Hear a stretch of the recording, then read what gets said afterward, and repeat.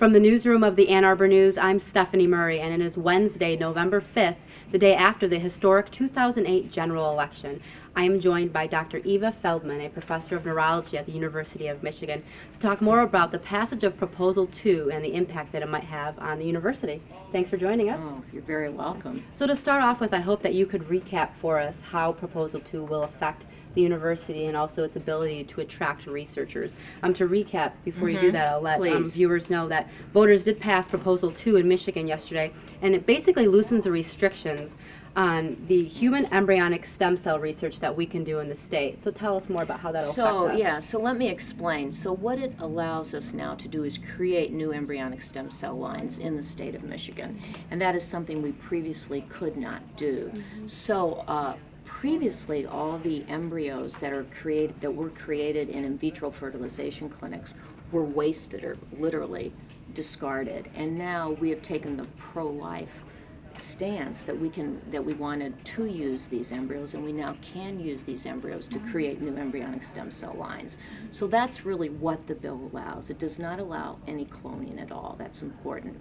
So the first step at the University of Michigan will be to meet as a group, which we're going to come up with a process whereby we as a group will then understand completely all the federal regulations that embryonic stem cell research is under, and there is multiple, comply with those federal regulations and begin to create our new stem cell lines.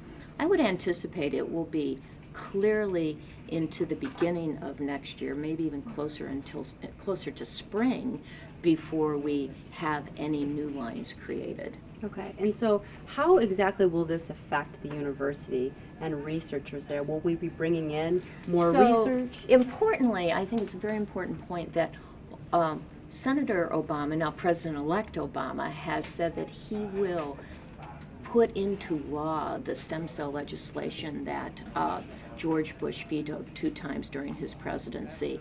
And with that, there's going to be clearly new federal funds available for stem cell research.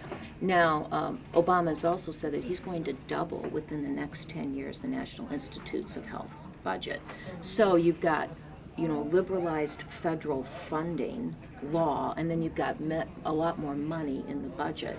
So what does that mean to the University of Michigan? Well, that means we can now apply for those federal funds, along with the 45 other states who could also before. We can now join them, apply for these funds, and really bring in new biomedical research dollars into the university to do this very important work. Secondly, I think our job as senior faculty is to recruit new young faculty to the University of Michigan. And I think new young faculty are going to be much more apt to want to come here to the university because we can now, easily create embryonic stem cell lines and do embryonic stem cell research. So for the average person out there, it seems like there's 2 big impacts. One, the research that will be done can probably find perhaps some cures for some diseases, and also economically this could be a boost, right? Yeah, clearly. So in terms of cures, I think it's important to know we have a long way to go, and it's very important that we be able to do the research that will bring the cures, and that's what this door opens. So the door is open now to do the research that's going to bring us the cures, so importantly. But when we open that door, as we just said, we also open the biomedical research enterprise to enter the state of Michigan. And in terms of this research enterprise being driven by federal dollars coming into the state, into our universities, are going to really allow us to funnel a lot more dollars into our medical research.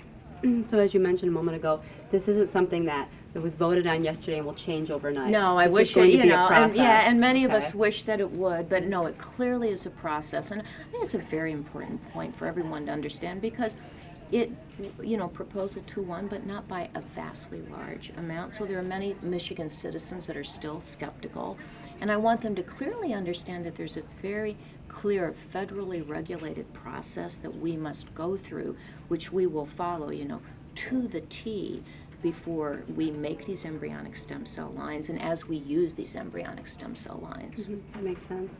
Thank you for joining us, Dr. You're Feldman. very welcome. Thank you for having me. Thank you. And thank you for joining us from the Ann Arbor News newsroom. I'm Stephanie Murray.